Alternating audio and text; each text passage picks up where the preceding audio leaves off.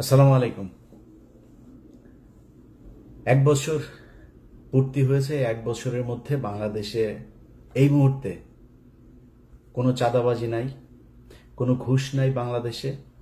বাংলাদেশে এই মুহূর্তে কেউ কারোর জমি দখল করে না। এই মুহূর্তে কোনো অস্ত্রবাজি নাই, দেশে কোনো মাদক নাই। এরকম হওয়ারই তো কথা ছিল, তাই না? আসলেই কি তাই আছে? এই দেশের কোন জায়গায় কোন প্রতিষ্ঠানটার পরিবর্তন হয়েছে আমাকে একটু বলেন। সারা দেশের অবস্থা যা ছিল তাই আছে। এর জন্য এতগুলো মানুষ জীবন দেয়নি।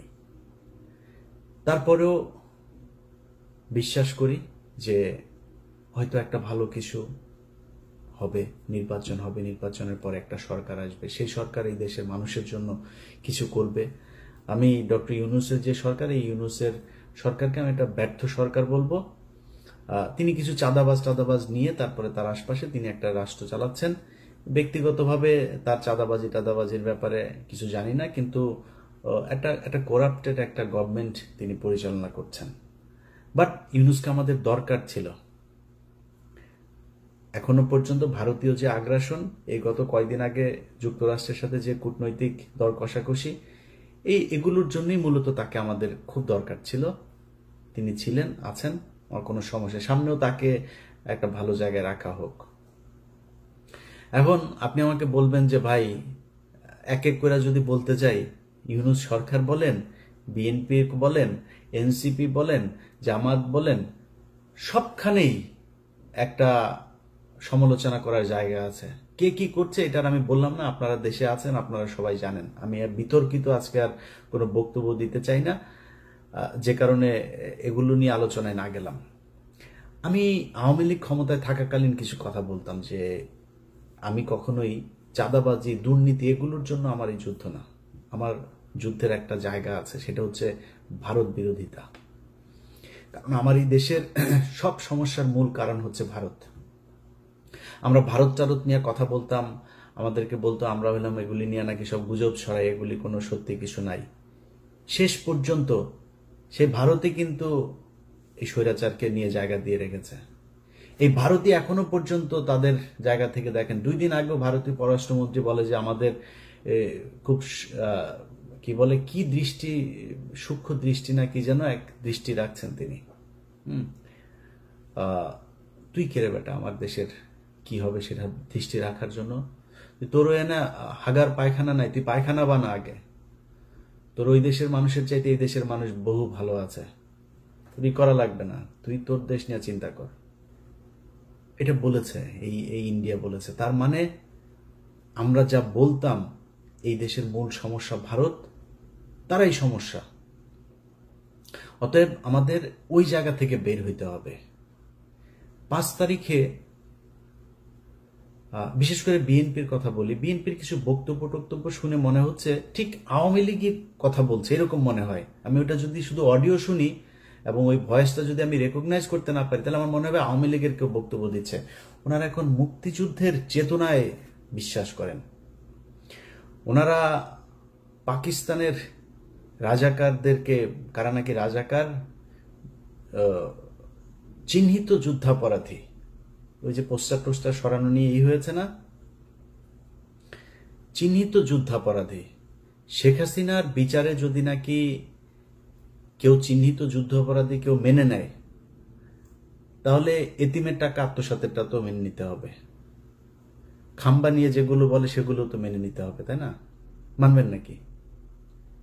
সাকা চৌধুরী তো জামাত করতো না, তারটা মানবেন? মানে একটু মানবেন একটু মানবেন না, এটা তো হইতে পারে না।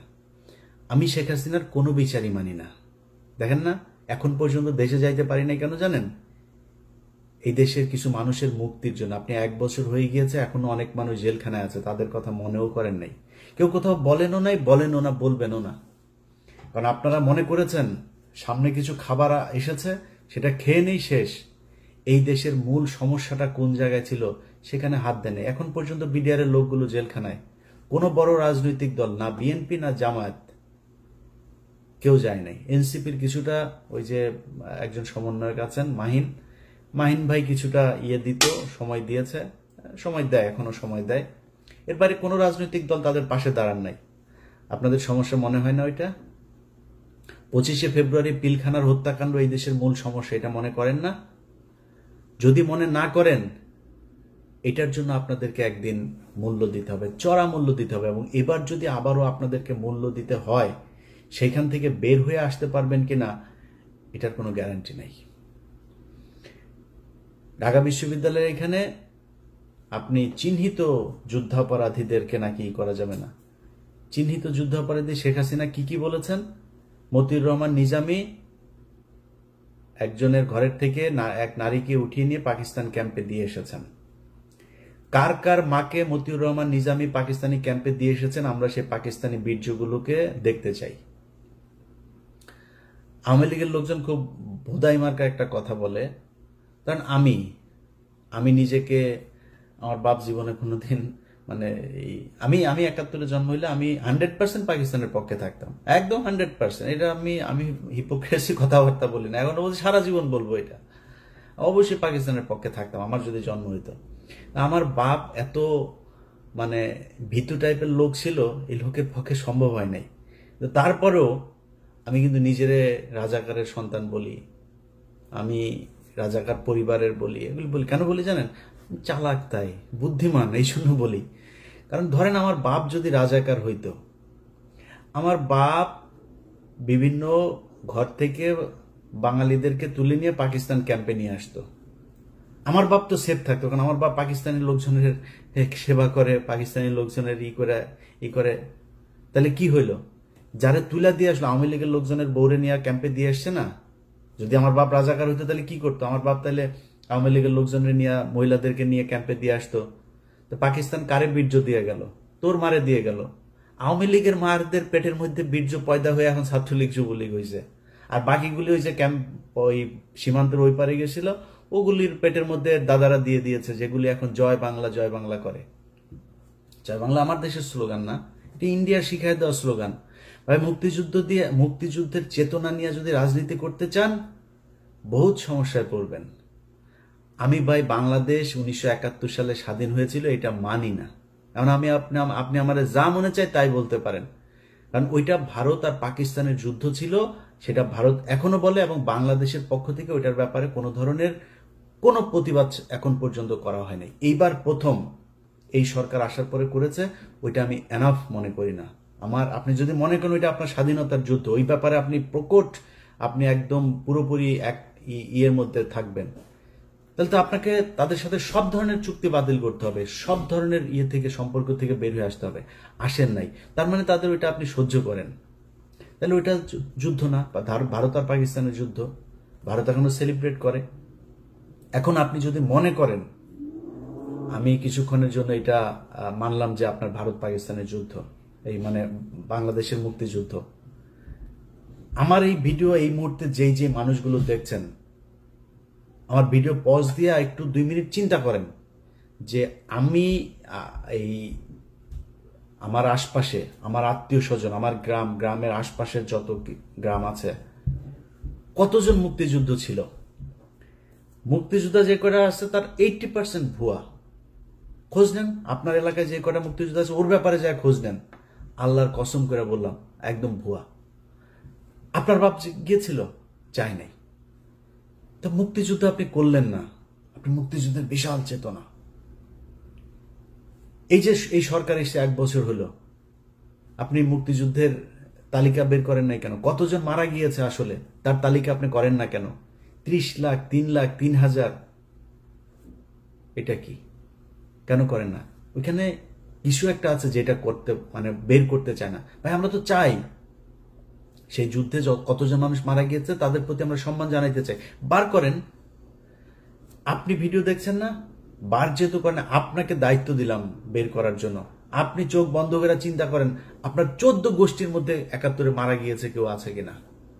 পাকিস্তানি মিলিটারিরা এসে কারোর মাকে তুলে নিয়ে তারপরে প্রোডাকশন দিয়ে দিয়েছে, যদি একটা খুঁজা পান, কান কেটে শুনেছি, উনি বলেছেন, তিনি বলেছেন, এইটা দিয়ে কোনো ইতিহাস হয় না। আপনি এখন ওই যে আওয়ামী লীগের মতো, বা এত আবেগ থাকলে তো সমস্যা। আমার কথা শুনলে আমাকে পছন্দ করেন এরকম অনেক মানুষের, ভাই আপনি তাহলে মনে করেন যে কিছুই হয় নাই। 3 ডিসেম্বরের 3 তারিখ থেকে ভারত যৌথ বাহিনী হামলা শুরু করেছে। পাকিস্তানের অস্ত্র ছিল না, ওই দিক থেকে সৈন্য আসছিল, সেটা আসতে পারে নাই। 7ম নৌবহর পাঠাবে, সেটা নিয়ে সমস্যা। ওই দিক দিয়ে ভারত এই সাগর বন্ধ করে শ্রীলঙ্কা হয়ে আসতে চায়, দেরি হয়েছে। পাকিস্তান মিলিটারি পারে নাই ভারতের সাথে যুদ্ধ করে, ভারত করেছে।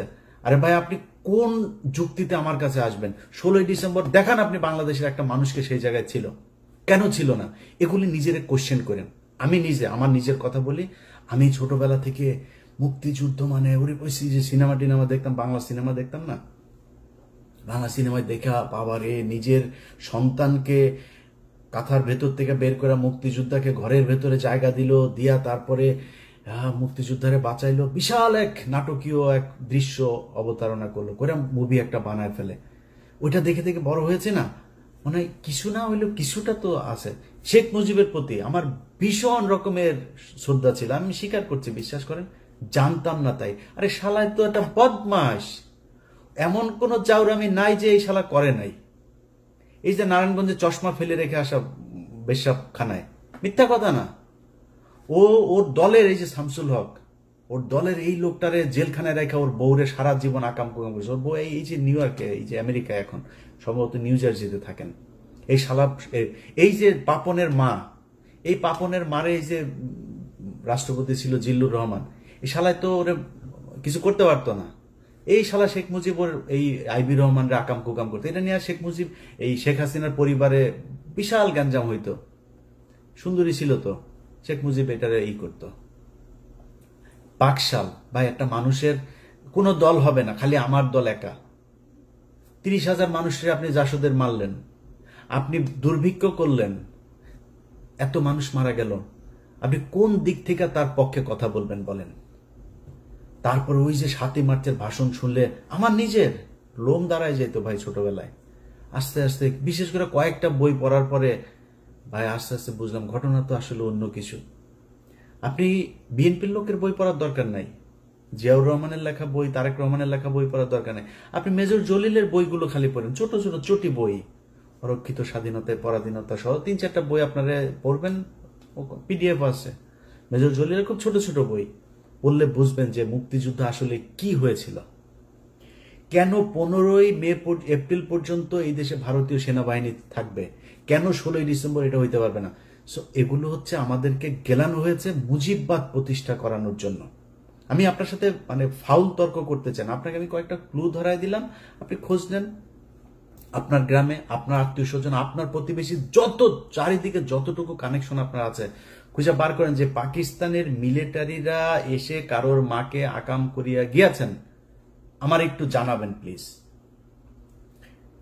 কারোর বাড়িতে এসে পাকিস্তানের বাংলাদেশের মুসলমানকে এসে তারপরে মেরেছে? হ্যাঁ, অনেক হিন্দু মেরেছে, এটা সত্যি কথা। কারণ যুদ্ধটা তো ভারত পাকিস্তান, পাকিস্তানি বাহিনী জানতো, পাকিস্তানি সরকার জানতো যে আগরতলাতে গিয়ে শেখ মুজিব কি গ্যাঞ্জাম করে এসছে, কি ষড়যন্ত্র করে এসছে।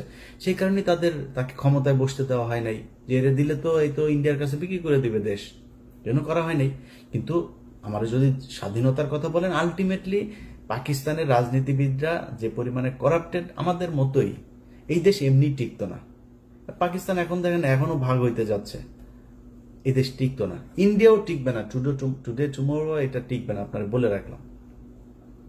তা আমরা স্বাধীন হইতেই হতো, বাট এই যে আমাদের যে গল্প সাজিয়ে দিয়ে দেওয়া হয়েছে, এই ন্যারেটিভ তো আওয়ামী লীগের ন্যারেটিভ, ইন্ডিয়ান ন্যারেটিভ।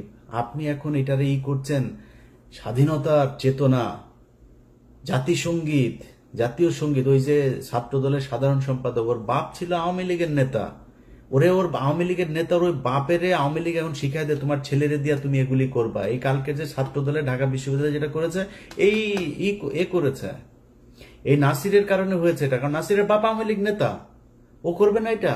ওইটারে জাতীয় সঙ্গীতের পক্ষে কথা বলে। তারপরে জাতীয় সঙ্গীতের কোন পয়েন্টে আমার সাথে আসবে জাতীয় সঙ্গীত? জাতীয় সঙ্গীত বাংলাদেশের কোন নাগরিকের না। এক, জাতীয় সঙ্গীত লেখা হয়েছিল 1905 সালে বাংলাদেশের বিরুদ্ধে, বঙ্গভঙ্গের বিরুদ্ধে করা হয়েছিল। জাতীয় সঙ্গীতের সুরটা গগন হর করার চুরি করা সুর।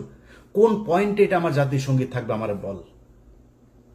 এত আবেগী হয়ে তো লাভ নেই, এটা আবেগীয় না। ওর বাপ আওয়ামী লীগ করে, এই নাসিরের বাপ আওয়ামী লীগ, খোঁজ নেন ইয়েতে যায়, এই নোয়াখালীতে যায়, ওর বাপ আওয়ামী লীগ করতো, যেই কারণে ও আজকে এটা করে, এই পক্ষে কথা বলে। তো এখন এগুলি যদি করতে আসেন ভাই, আমি আগেই যেটা বলছিলাম যে আমি দুর্নীতি টুর্নীতি এগুলো নিয়ে ভাই আমার কোনো ইন্টারেস্ট নাই, এটা করবেনই।